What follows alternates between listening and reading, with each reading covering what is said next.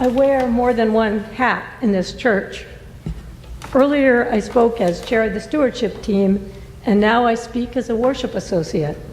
And these are my words for reflection for the morning.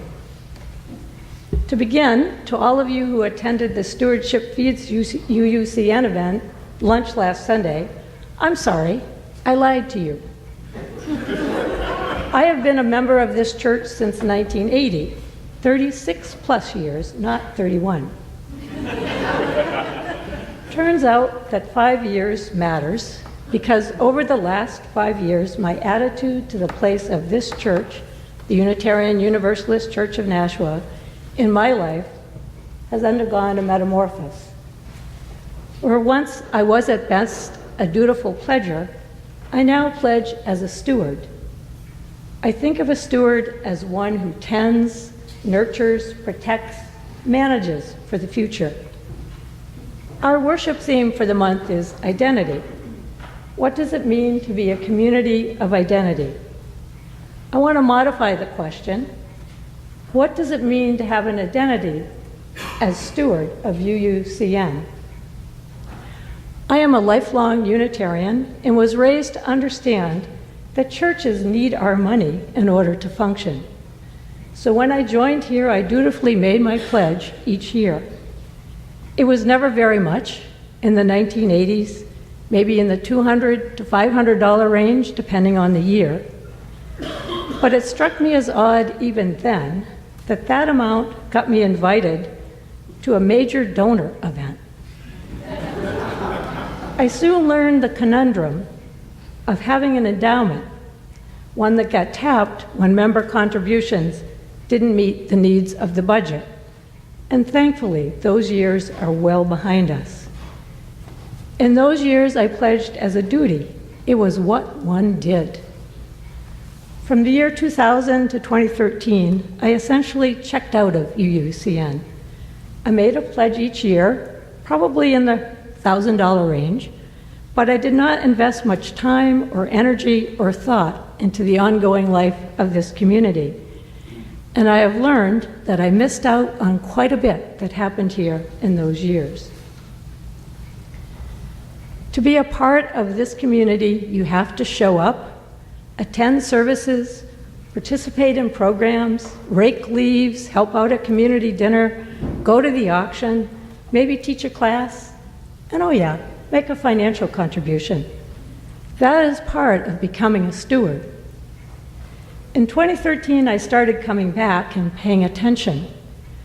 I think it was Memorial Day weekend in 2014 that I went outside and saw for the first time our memorial garden. I had an overwhelming sense of relief. I knew I had found the place where I wanted my ashes spread. Please understand, I did not know I was worried about that particular thing, but I felt such gratitude for a solution to a problem I hadn't realized I had. And my sense of the importance of this place in my life got deeper.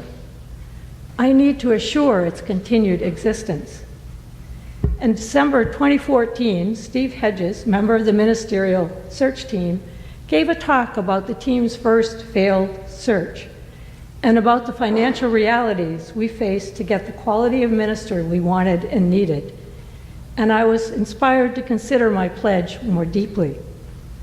I realized to keep this a growing, vibrant congregation, a beacon of liberal religious thought, required more of me, of all of us who care for these buildings and these people and this faith.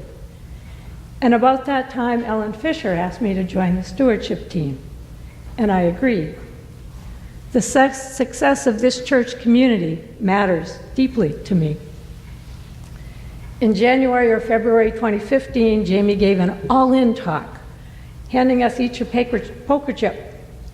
On Wednesday evening, Allison and Ann told me she still has hers. Do any of you still carry yours around? Jamie urged us all to be all in for that year's pledge campaign, and I was motivated to consider more deeply my pledge. The success of this church matters to me.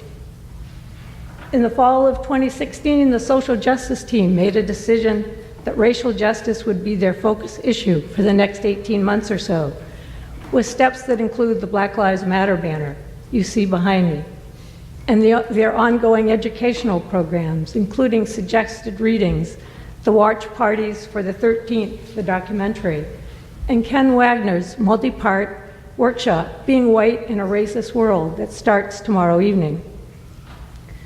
In November, after the election, Allison led us outside with chalk to write messages of support for those who feared how the Trump presidency might impact them. And I felt called to consider more deeply my pledge. And Jen Morton and Michelle Morrison took a risk and rented 2 buses, which made it possible for more than 100 of us to board buses 2 weekends ago and ride to DC to stand on the side of love.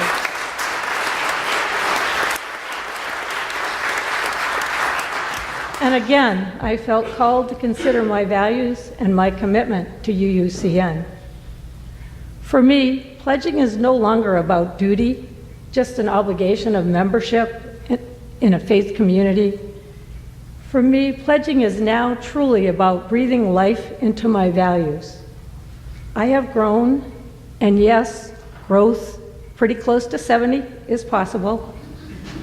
I realize I have become a steward of UUCN, a protector, a tender, a nurturer, a proponent of its continued existence. This is the place that calls me to my best self, that both nurtures and challenges me, that fills me up. My wish is that each of you might experience that same sense of deepening connection to what we are building here together. Thank you.